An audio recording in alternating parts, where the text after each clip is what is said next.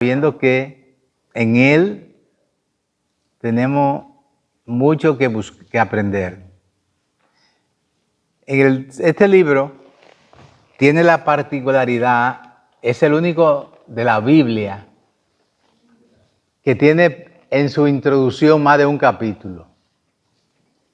Pablo le dedica los 2 primeros capítulos, casi completos, a una introducción. Y podemos verlo en una forma como, yo digo, como cuando el padre regaña a un hijo y el hijo se arrepiente, entonces el padre viene a consolarlo, a aconsejarlo, a tranquilizarlo, como decimos, a pasarle como su paño de amor, y eso es lo que Pablo hace en los primeros 2 capítulos. Si nosotros vemos realmente, 2 de Corintios, en 1 de Corintios Pablo fue bastante duro, ¿verdad? Recuerden cómo le hablaba en algunos capítulos, incluso en uno le llega a decir, ¿quiere que vayas a ustedes con vara o, verdad? Y en varias situaciones fue muy fuerte, aunque Pablo dirigido siempre en su espíritu, por el Espíritu Santo, con amor, también demostró en muchas ocasiones su condición emocional. Era bastante emotivo y a veces se alteraba o llamaba fuertemente o corregía. Pero todo fue porque en la primera carta de Corintios, ¿qué fue lo que hizo? Corregir problemas fuertes que se estaban dando, ¿verdad? Había muchas cosas que corregir, muchos errores que había que tocar y muchas situaciones que se estaban dando en Corintios que no se habían dado anteriormente en los otros libros anteriores. Por eso, el libro de Corintios es único en el sentido de esta gran extensión que tiene en su introducción. La introducción no solamente es larga, sino tiene un trasfondo bastante complejo. Pablo se ocupó con muchos asuntos en los cuales los creyentes de Corinto se habían enredado. Discutió con ellos, incluso los reprendió. ¿Recuerdan el pasaje que le llamó la atención? Y varios así. Y estuvo hasta el capítulo 2, Corintios, 2 de Corintios, hasta el capítulo 2 estuvo en esa actitud. Hubieron palabras clave como desolación, muerte, peligro, en los cuales se vio envuelto Pablo, se vieron envueltos muerte, hubieron en esos primeros capítulos palabras de muerte, donde él dice tuvieron muchos problemas, donde estuvieron a punto de perder la vida, donde tuvieron que tomar. Y hay un punto donde en el 2.5, porque no vamos a leerlo completo esos primeros 2 capítulos, y ya en el 2.5 todavía dice de alguien que en el capítulo anterior creó serio problema, y dice, pero si alguno me ha causado tristeza, estoy leyendo el versículo 5 del capítulo 2, dice, pero si alguno me ha causado tristeza, no me la ha causado solo a mí, sino en cierto modo, por no exagerar, a todos vosotros. Le basta a tal persona esta reprensión hecha por muchos. Así que al contrario, vosotros más bien debéis perdonarle y consolarle para que no sea consumido de demasiada tristeza. Por lo cual os ruego que confirméis el amor para con él, porque también para este fin os escribí, para tener la prueba de si vosotros sois obedientes en todo, y al que vosotros perdonáis, yo también, porque también yo lo que he perdonado, si algo he perdonado, por vosotros lo he hecho en presencia de Cristo, para que Satanás no gane ventaja alguna sobre vosotros, pues no ignoramos sus maquinaciones. todavía en el capítulo 2, casi concluyendo, él está haciendo referencia a Primera de Corintios. Esta persona en la cual está muy fuerte se arrepiente y eran algunos de los que se oponían por la dureza de Pablo al apostolado de Pablo. Incluso llegaron a dudar del apostolado de Pablo. Y él se sintió mal. Y ahí vemos algo bastante emotivo de él, cómo él se expresa, cómo él llama la atención. Y no leímos el principio porque vemos que son todas las aflicciones de Pablo. Ustedes lo leen y no tenemos muchas cosas que ver ahí, en el primer capítulo.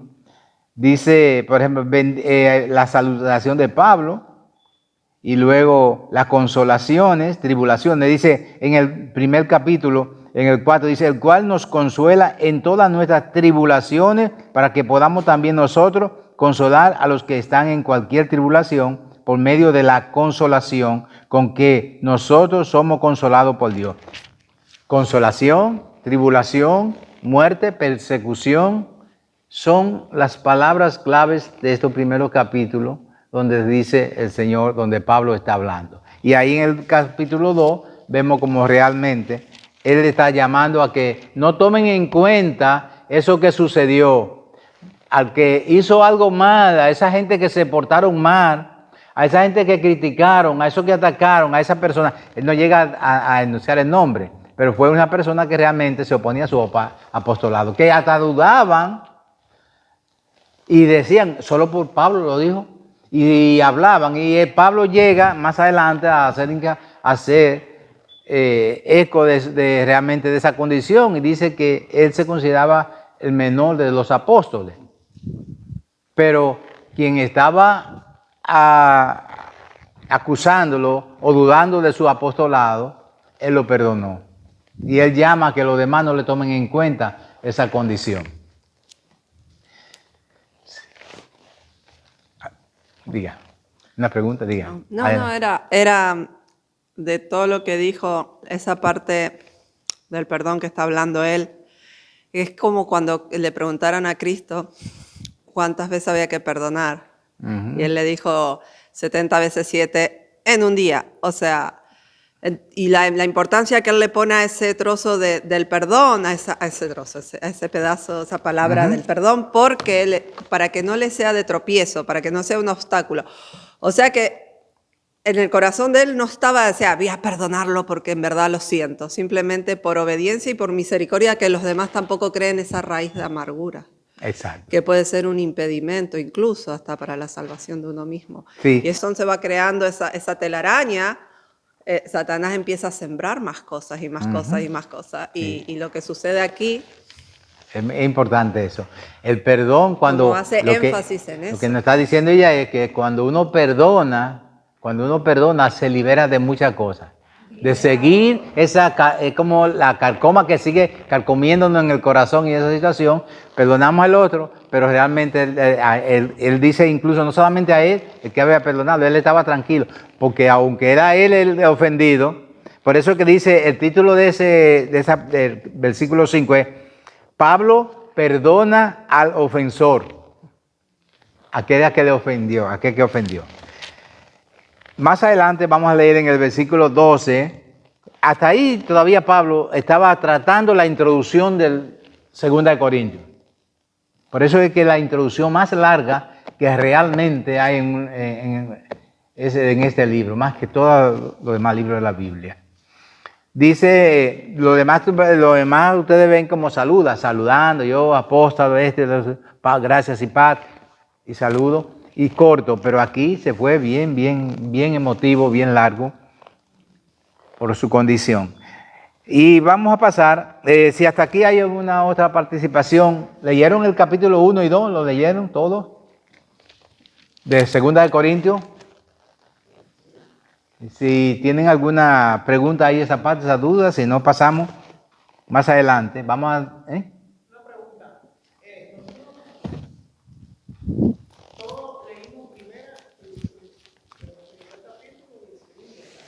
Esto que estoy hablando es de los dos, resumiendo los dos capítulos.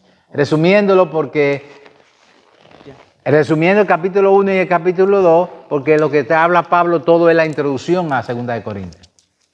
¿Entiendes? Dice en el versículo 12, la ansiedad de Pablo en Troas. Sabemos que Pablo acá, vemos lo que está sucediendo en Acaya. Acaya era una provincia al sur de Macedonia, ¿ves? Y no, hablo de ahora de Acaya. Los capítulos 1 y capítulo 2, los dos. Estoy en el capítulo 2 ahora, vamos a concluirlo, porque era una introducción, por eso no lo leímos, ¿me entiendes? Completo. En algunos pequeños topes. Acaya era esa provincia, una provincia romana, estaba al sur de Macedonia, y en ella estaba la ciudad de Corinto. ¿Ves?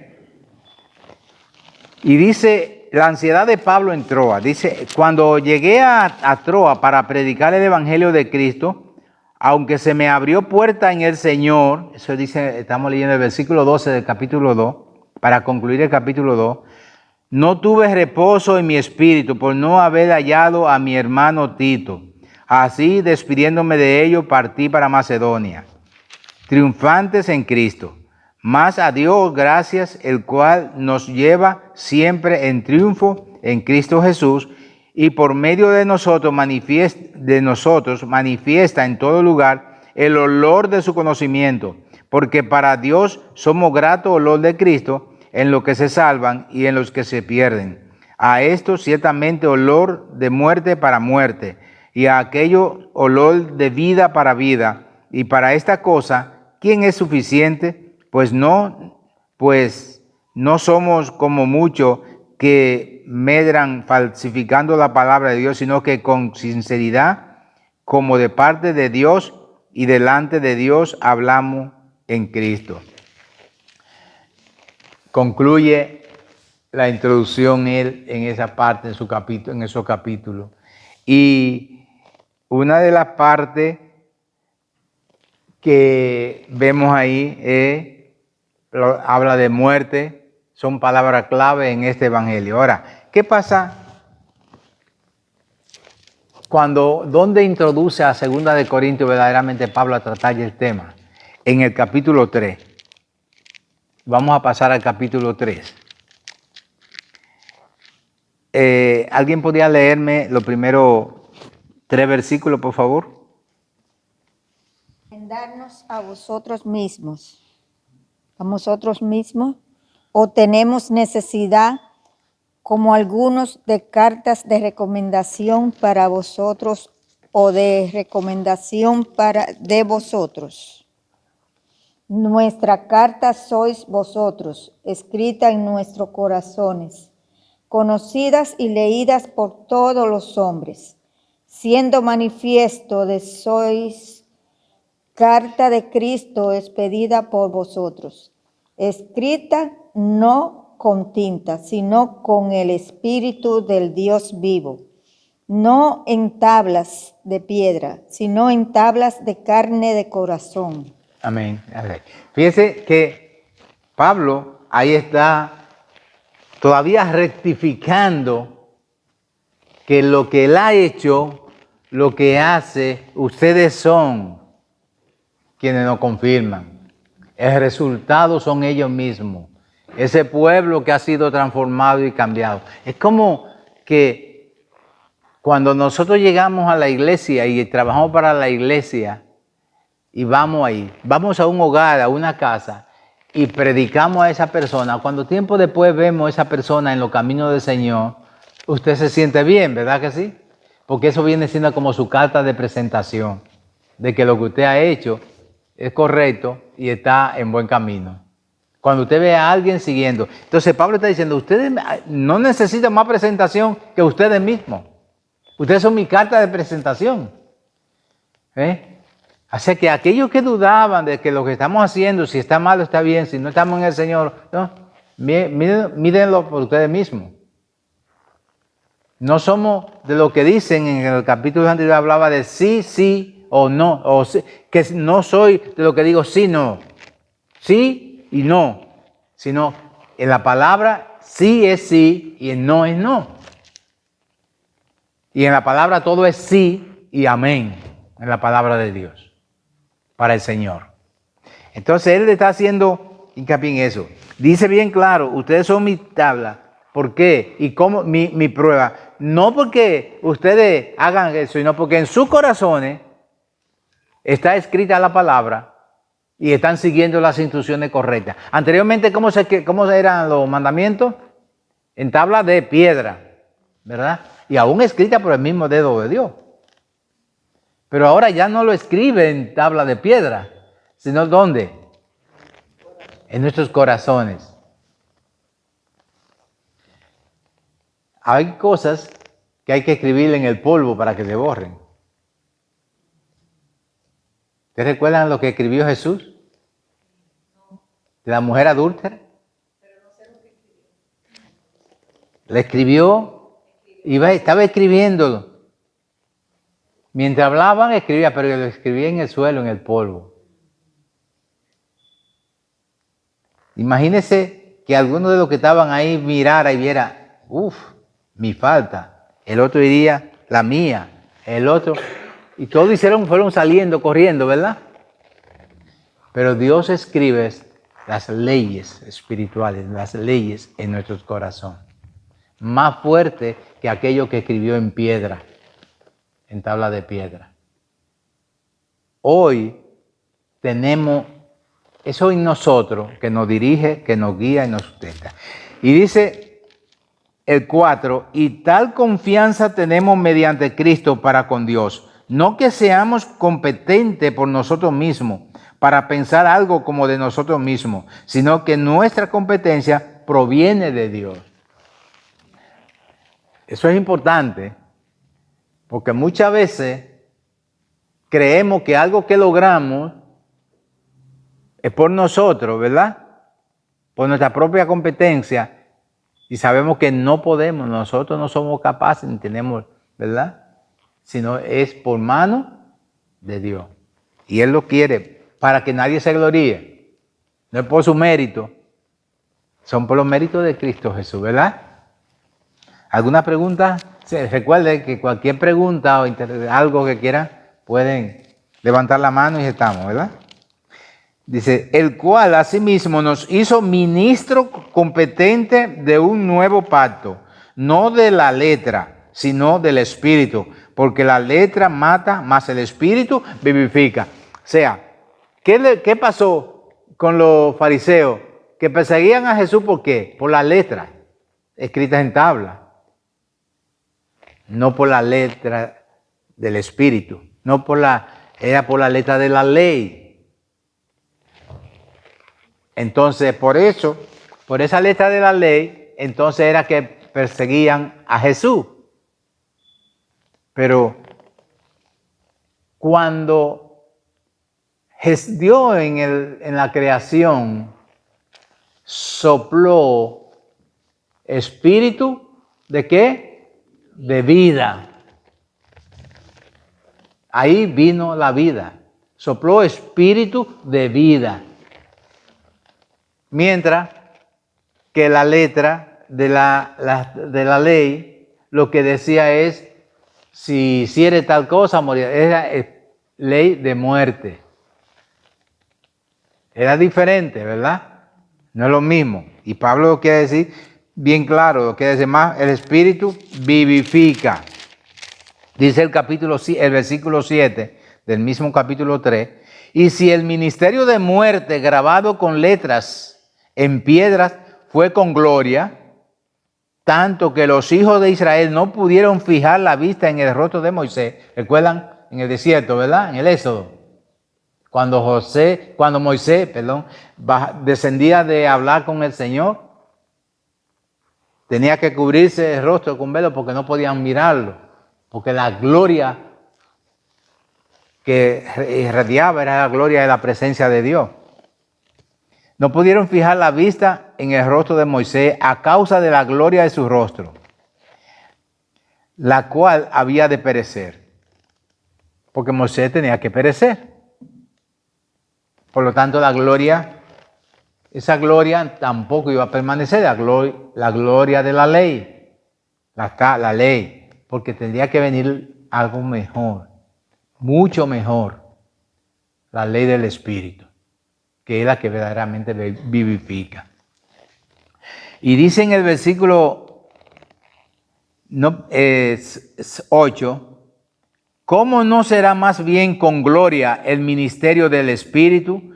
Porque si el ministerio de condenación fue con gloria, mucho más abundará en gloria el ministerio de justificación. Pablo está hablando de la justificación. ¿Quién nos justificó? El justo. Cristo Jesús. ¿Cómo nos justifica? A Él, a nosotros nos atribuye su justicia. Y a Él Dios le atribuyó nuestra culpa. A Él le cargó nuestra culpa y a nosotros su justicia. Por eso es que Él no ve, Dios no ve como su Hijo, porque no atribuyó, no adornó la justicia de Cristo, nos justificó. Eso es la justificación. Dice el versículo 10, porque aún lo que fue glorioso no es glorioso en este respecto, en comparación con la gloria más eminente, porque si lo que perece tuvo gloria, mucho más glorioso será lo que permanece. La gloria que nosotros, decía la palabra, dice que cosas en las cuales deseaban ver los ángeles son las que nosotros podemos ver y palpar y disfrutar hoy en día. Nosotros tenemos que saber que nuestro cuidado con el que debemos andar, comportarnos y tratar es justamente porque en nosotros camina, con nosotros camina y en nosotros el Espíritu Santo. Por eso es que debemos ser cuidadosos cuando hablamos, cuando juzgamos, cuando pensamos, cuando actuamos, a dónde vamos, dónde caminamos. Porque debemos ir siempre sabiendo eso, pensando, donde yo voy, se agradaría el Espíritu Santo, se agradaría a Cristo, se agradaría el Padre de entrar conmigo. Si lo que voy a hacer lo vas a contritar o no. Y la palabra nos dice que no contritéis al Espíritu. Por lo tanto, debemos ser tan cuidadosos como cuando usted anda vestido de lino fino, blanco y resplandeciente. Usted no quiere aproximarse ni siquiera al polvo. ¿Usted me entiende? Usted no quiere ni siquiera dejar, porque una manchita se va a ver, la más pequeñita cosa le vas a pegar. Y así andamos nosotros. Y así tenemos que andar. Claro que eso es un proceso. El proceso de la santificación no es un arte automático. ¡Pam, pam! Es un proceso que nos va llevando, caminando, que debemos ir corriendo. El mismo Pablo decía, yo no pretendo haberlo logrado ya, pero prosigo hacia la meta. ¿Entiende? Que por eso es importante. Así que teniendo tal esperanza, el versículo 12, así que teniendo tal esperanza, usamos de mucha franqueza y no como Moisés, que ponía un velo sobre su rostro, para que los hijos de Israel no fijaran la vista en el fin de aquello que había de ser abolido. Pero el entendimiento de ellos se embotó, porque hasta el día de hoy, cuando leen el antiguo pacto, les queda el mismo velo, no descubierto, el cual por Cristo es quitado. Y aún hasta el día de hoy, cuando se lee a Moisés, el velo está puesto sobre el corazón de ellos. Pero cuando se conviertan al Señor, el velo se quitará, porque el Señor es el Espíritu. Todo aquello legalista y judío y los mismos fueron aquellos a los cuales Jesús dice la palabra, a los suyos vino, a los suyos no les recibieron. porque ellos seguían con el velo y ese velo le impidió ver al Redentor. Nosotros tenemos el Redentor y concluimos el capítulo 4 con el 3, con el versículo 18 dice, por tanto nosotros, todos, mirando a cara descubierta, como en un espejo, la gloria del Señor, somos transformados de gloria en gloria en la misma imagen como por el Espíritu del Señor. En la misma imagen como por el Espíritu del Señor. Ya no está el velo. ¿Dónde se quedaba el pueblo? Cuando entraba el sacerdote al lugar santo, donde estaba la gloria del tabernáculo, donde estaba el maná, donde estaba el santuario, fuera. Pero hoy nos dice lo que acabamos de leer, como a cara descubierta ya nosotros vemos directamente la gloria. ¿Qué pasó con la muerte de Jesús? ¿Recuerdan lo que pasó en el templo? Se rasgó el velo y nos dio entrada libre para entrar. El único intermediario que necesitamos entonces, ¿quién es? Cristo, y estás en los cielos. Y quien nos consuela, quien nos guía a toda verdad, que es el Espíritu Santo. Y ese mismo Espíritu de que está hablando es el Espíritu Santo. Entonces, ¿qué tenemos? El Espíritu Santo, que nos conduce a toda verdad, que nos convence de pecado, de justicia y de juicio. ¿Verdad? Entonces, ¿qué tenemos que hacer? Cuidar esa preciosa salvación. ¿Cómo dice la palabra que la debemos cuidar? ¿Cómo, René? Con temor y temblor. Un temor reverente, ¿verdad? Un temor de reverencia al Padre Celestial. Eso es lo que debemos cuidar porque está en nosotros y con nosotros. ¿Alguna pregunta hasta acá? ¿Alguna participación o algo? Antes de pasar al capítulo 4.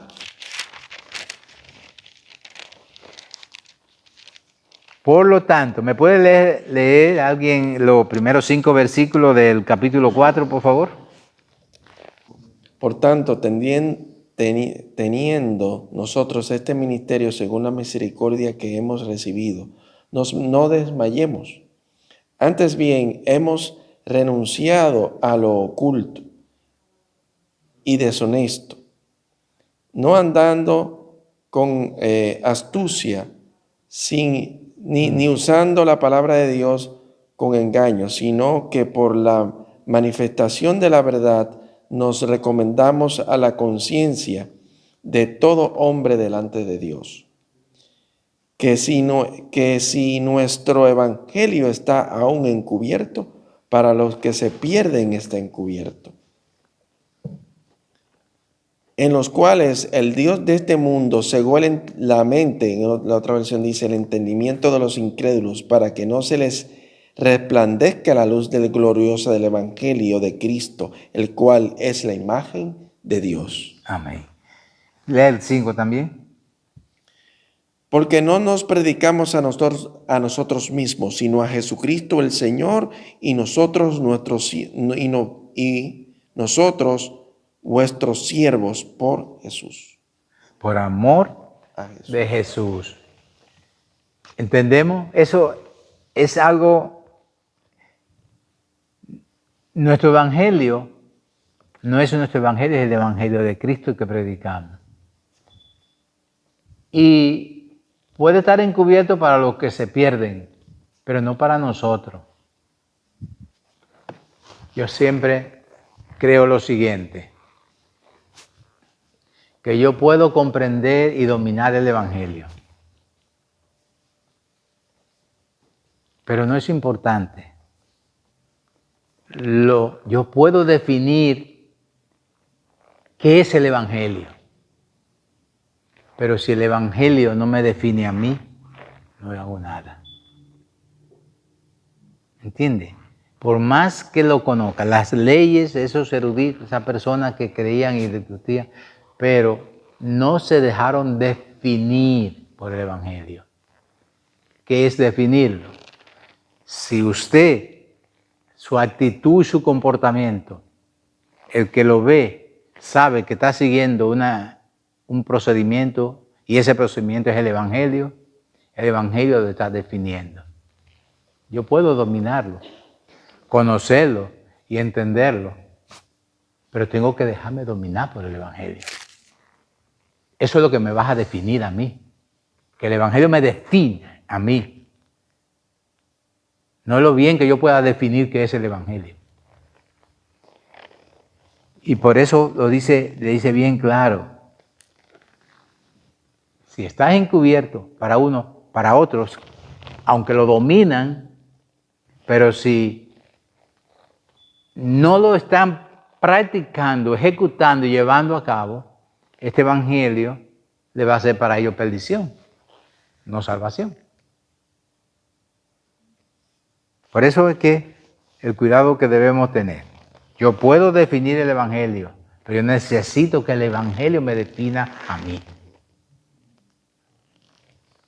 Dice en el versículo que leímos, en el 4, al leer el 5, porque no nos predicamos a nosotros mismos, sino a Jesucristo como Señor y a nosotros como vuestro siervo por amor de Jesús. Nosotros no estamos predicando nuestra propia tendencia, nuestras propias experiencias.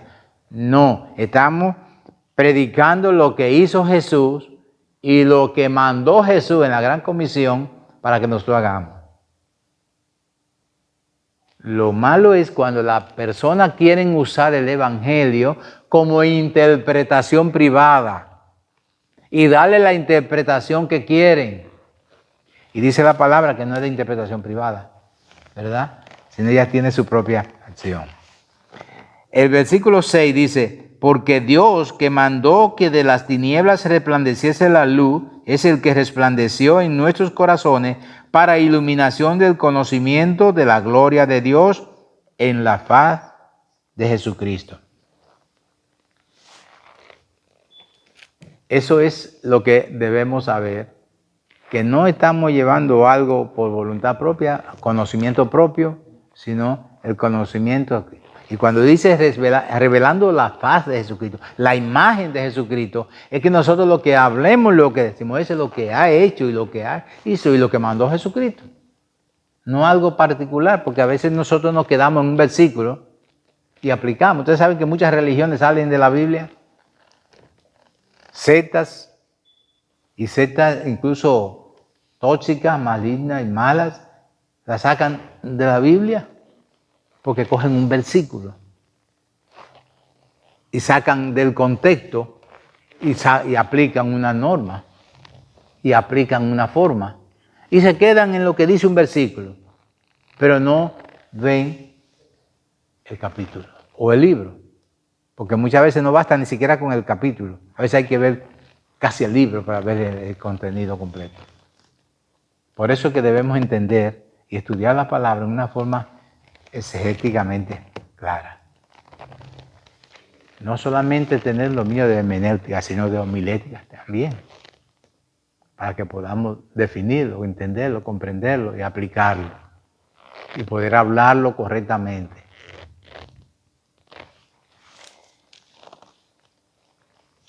Viviendo por la fe, versículo 7, alguien me lea del 7 al 12, por favor.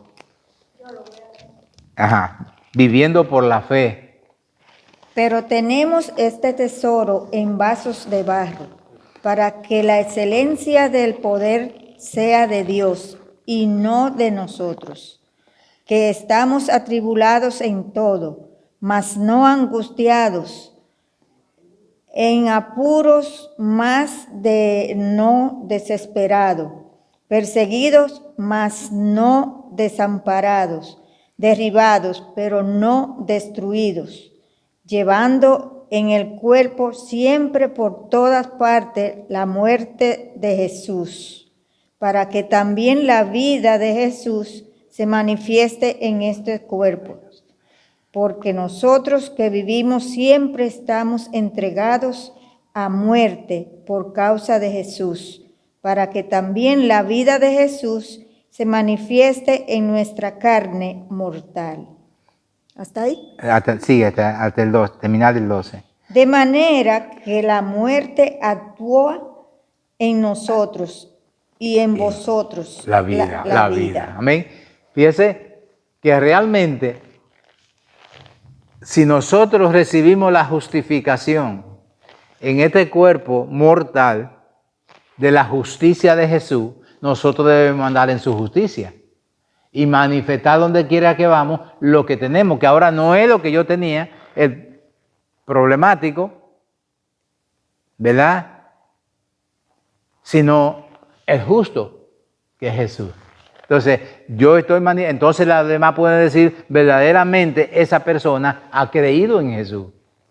Pero si lo que llevamos todavía son los restos, los residuos, o la actitud, o el comportamiento de la condición mortal, carnal, ¿verdad? La situación pecaminosa, entonces los demás van a ver a quién representamos. ¿Representamos a Cristo o representamos el mundo? Y la palabra que nos dice que la amistad con el mundo es enemistad contra Dios, tenemos. ¿Por qué? Porque dice bien claro, pero tenemos en nosotros un vaso de barro. ¿Para qué un vaso de barro? ¿Y por qué un cuerpo mortal una excelencia? Ahí lo dice. Para que la excelencia del poder sea de Dios y no de nosotros. ¿Por qué Dios, la palabra dice que ¿por qué la debilidad? Diga el débil fuerte soy. Porque si usted que es débil no puede hacer algo y viene y lo realiza, usted dice, un milagro. Usted dice, la mano de Dios, la mano de Cristo está actuando. Pero usted jamás puede pensar que por mi propio, ¿verdad?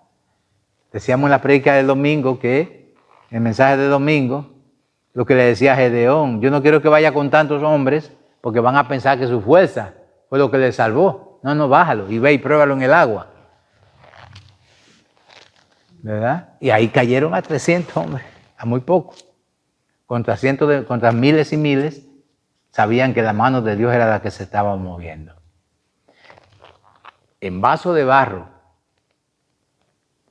lo primero que yo pienso, si yo conozco algo de un Dios invisible, espiritual, es porque me lo ha revelado ¿quién? El Espíritu Santo, Jesús. No es por conocimiento personal mío. Porque yo no lo conozco, no he estado en el bebé, ni lo he visto. Entonces, quien me lo está revelando es el que lo ha visto. Quien me está convenciendo es el que lo ha visto. Y eso pasa. Si yo en un vaso de barro he logrado mostrarle a alguien la verdad de la palabra, es porque el ministerio de la justificación, de la salvación, del Evangelio, lo está realizando por nosotros, quien verdaderamente conoce al Padre, quien viene del Padre. Por eso Jesús se mortificó al irse, no se mortificó, porque él tenía la solución. Se preocupó en dejarnos a alguien que continuara con nosotros. Y dijo que nos dejaba el Consolador, el Espíritu Santo. Pero no se muevan, no hagan nada, así mismo le dijo, no hagan nada hasta que yo no venga, hasta que no venga otro yo, hasta que no venga quien yo voy a enviar por mí, en mi lugar. Por eso que dice, que decía Mateo 28:20, cuando leíamos el domingo, yo estaré con vosotros hasta el fin. Jesús no lo estamos viendo, sin embargo está en nosotros, porque está el Espíritu Santo, que es Él, que es parte de Él.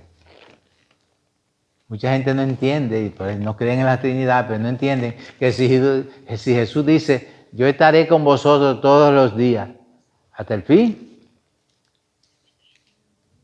Y Él se fue, y está dejando el Espíritu Santo, porque es por la Trinidad.